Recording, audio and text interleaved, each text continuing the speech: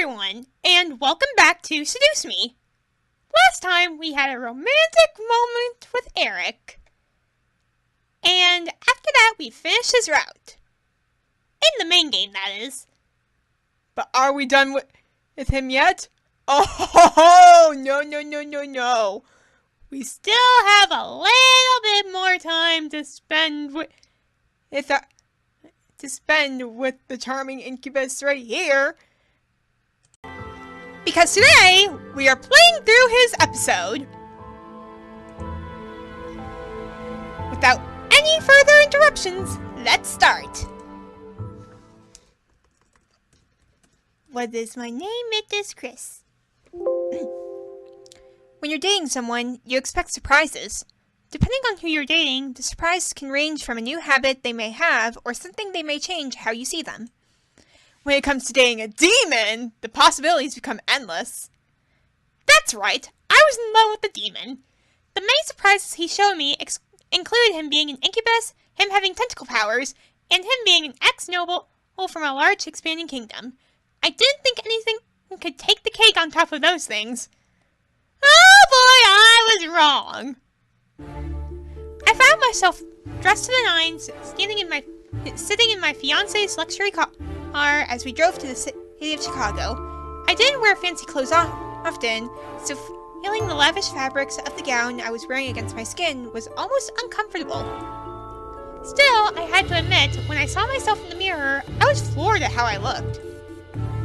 I was in a beautifully designed red and black dress with matching heels and jeweled accessories. I would still never know how Erik was able to obtain it all, but he gifted the gown, the shoes, and the jewelry to me with a simple smile. A part of me knew that he had made the dress by hand. He owned a custom suit shop and had access to the finest fabrics in the city. His skill wasn't limited to suits, however. He could make anything that was deemed as formal wear. As for the shoes and jewelry, I couldn't figure it out and decided to let it go. The driving to the city became one filled with curiosity. Why did I have to be dressed up? Where exactly were we going? Erik? Yes, my princess? Where are we going? A chuckle escaped Erik's lips as we continued to drive into the night. I told you, it's a surprise. Well, you may say it's a surprise, but chances are I'm going to keep asking. A surprise that requires me to dress up like I'm going to a prom? Not a prom, exactly. Erik! Erik's smile grew as he lowered a hand from the wheel and took a gentle hold of mine, bringing it to his lips and laying a butterfly kiss over it. I promise you will enjoy yourself. You have my word. I stared at Erik, a small blush adorning my face as gentle words and kiss. Giving up at last, I nodded and simply let him guide us further into the heart of the city. Chicago was a beautiful city, especially at night. The lights that illuminated the streets and buildings were a grand sight to behold, and the lively aura of the night's energy that filled every alley and sidewalk was simply enchanting. You know, I actually went to Chicago once. The memory of it is pretty fuzzy though, because I was really young. You can take me out of Chicago, but you can never take the love of Chicago out of me. To my surprise, the traffic towards our destination was almost non-existent. We were in the richest part of Chicago, and at last we arrived at our destination, one that took me completely off guard. The outside looked like a regular business building. At the very top of the tower was a large sign that said The Gateway in bright yellow colors. Something about it stood out somehow, which made me curious. What was in store in this place?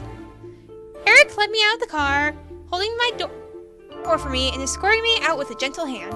As he closed his door behind me, a man dressed in a bellboy suit rushed up to Erik and held out his hands. Erik dug his hands in his tuxedo pocket and finally took out a small white envelope, passing it and his car keys to the bellboy. The bellboy took the items and quickly rushed to the driver's side of the car, driving it off like a valet. Did I pronounce that right? I don't even know. I watched the car head into a nearby parking lot as I unconsciously took Erik's arm. As I turned back to him, I could tell that I was in from more surprises. He handed me a mask and silently instructed me to put it on as we walked up the steps to the door. It fit like a glove. A pair of bellboys opened the doors for Erik and me, revealing a lavish lobby with a single large pedestal or platform in the middle of the room. Stepping up to it, we were stopped by a large woman in a dress suit. Invitation? I looked at Erik, watching him take out a golden slip of paper from his pocket and pass it to the woman. The guard looked over the parchment before nodding to Erik and stepping away from our path to the pedestal. Where on earth are we going? I remained silent still as we stepped up to the platform and settled in the middle of it, Erik guiding us to stop and stay still in place. Erik nodded to the guard, who simply nodded back and waved her hand in the air. As she did, the pedestal beneath us suddenly shifted and began to rise into the air. Whoa! I gripped Erik tightly as the platform beneath us ascended through the building. All around us were sights of pictures and diamond chandeliers. Whatever this was, I could tell that this was by no means a regular event. When we reached the top floor, or what I assumed to be the top floor, we were greeted by a pair of women in waitress suits, bowing to us in respect. As their bird tail feathers and pure black eyes presented themselves to me, I knew then that this was a demon party. The doors opened to a large ballroom, one that definitely didn't seem to fit inside of a suite room. All around were couples and groups mingling and dancing elegantly to the sounds of Victorian-style orchestral music. I was astonished, even as I was let in by Erik. Everyone was dressed in modern formal wear with a range of dresses and tuxedos. It was almost dizzying how much the aged music clashed with the modern fashion of the patrons. Yet I couldn't tear my eyes away from the sight of the guests. Wow. Welcome to a small taste of the demon world, my princess. I shall take it! The guests were all demons, some with horns, some with tails, and the rest with an assortment of different looks. It was a conglomerate of people, and I felt a bit out of place as someone who obviously looked obviously human. As we stepped further into the space, a voice chirped out. Erik, my boy! Come, fly over here, will you? Chirped. Because he's a bird demon. I see the pun! I see the pun! I looked over to see a birdman with a polished tuxedo wave us over with a very handsome gentleman with mouse ears on his arm. Despite the nerves running through my system, Erik and I walked over. As Erik bowed his head, I quickly curtsied. For some reason, the way the birdman carried himself made him seem like a prince. I was in awe of his gorgeous tail feathers and beak, accented by his lavish suit he wore.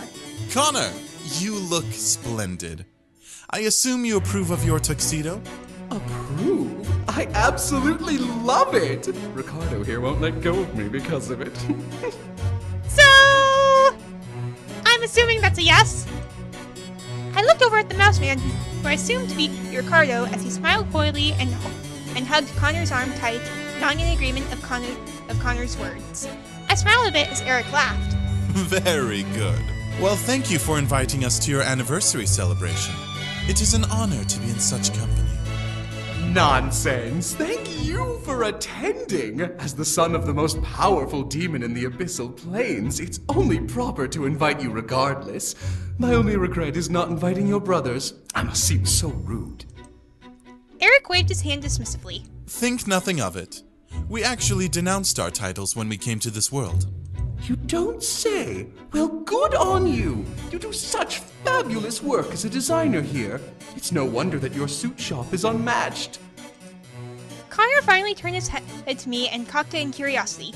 I felt a bit small under his gaze, but smiled respectfully back. And who might this lovely lady be? A human? Erik nodded and lifted my hand to his lips, kissing it respectfully before our conversation partners. This is my wonderful princess. I asked her to accompany me tonight to show her how elegant a demon ball can be. How marvelous! I rarely get to meet humans.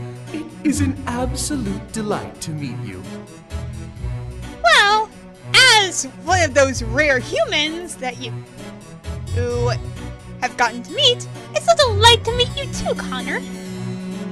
Connor held out his hand towards me, making me place my hand in it out of manners. Instead of kissing my hand, he lifted it to his beak and very gently nipped a couple of times at the back of it, making me giggle a bit. It's a pleasure to meet you too.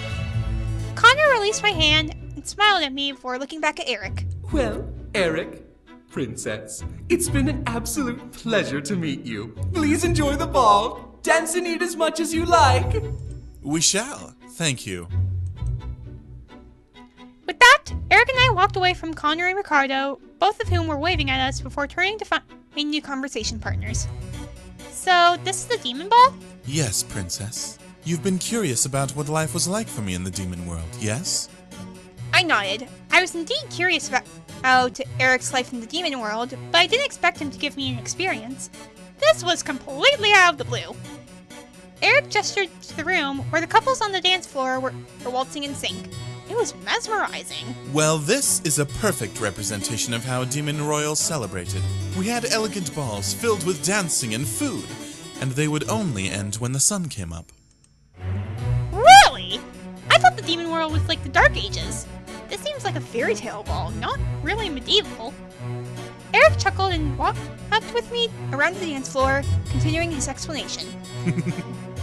The demon world may be stuck in the Dark Ages, but we do take inspiration from the human world.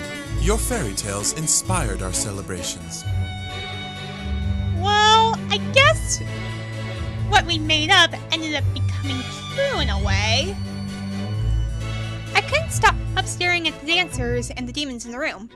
There were so many people dressed up like royalty that I felt almost underdressed. There were some glances my way, but none with ill intent. It was probably natural, since I was a human in a room full of demons. Slyly, Erik led me to the dance floor and began to waltz with me to the music. We remained outside of the crowd, dancing to our own beat and sways as the rest of the dancers kept in time and stepped with the synchronized dancing. So, instead of getting phones and computers, you got balls and dresses? You are correct. The demon world has no need for computers or phones, but new traditions of celebration are always welcomed. No raves or clubs? Too human for our tastes. No light shows or DJs? That would require electricity, my princess, which we don't care to use. To us, it's a waste of energy. I pursed my lips at Erik as he slowly began to ease us into the crowd. I barely noticed the dancers moving aside and stopping their dances to stare at us as I locked eyes with Erik, continuing the conversation. Do demons have balls often? Unfortunately, no. Hosting celebrations take a large amount of resources, so we save balls for only the most grand of occasions. Like birthdays? Demons don't celebrate birthdays, Princess. However, we celebrate the peaceful uniting of kingdoms or the crowning of a new ruler. I mean,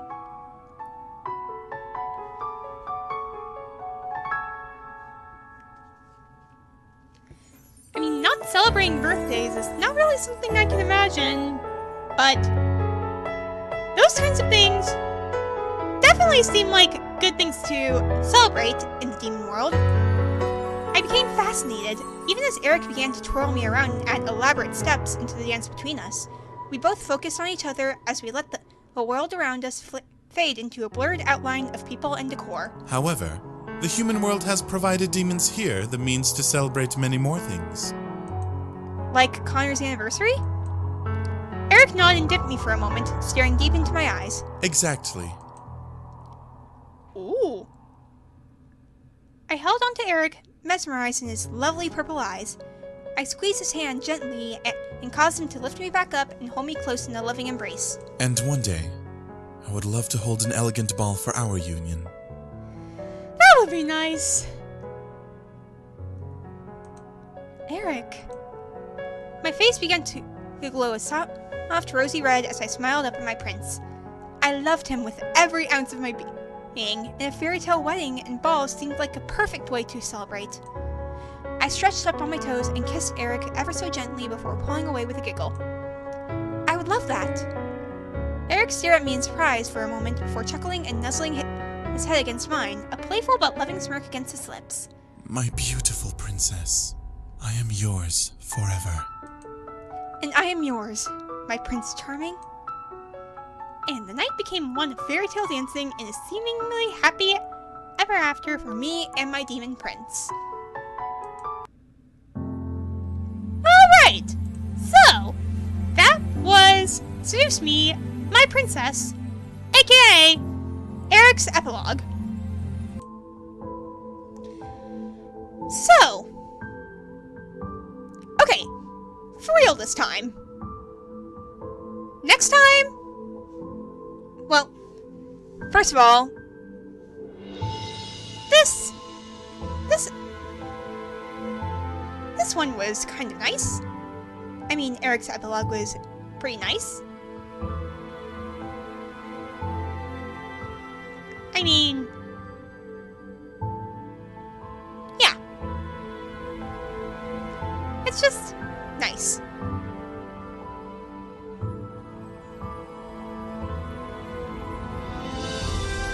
But no matter what I think of it, next time we will be doing another one of the Incubi's routes. Who will it be? Well, only one way to find out, and that will be watching the next video. So, well, watching the next video when I upload it. Oh, what am I even saying anymore? Let's just wrap this up, okay? So, thank you all for watching. Be sure to leave a like, and see ya in the next one. Yup, see ya.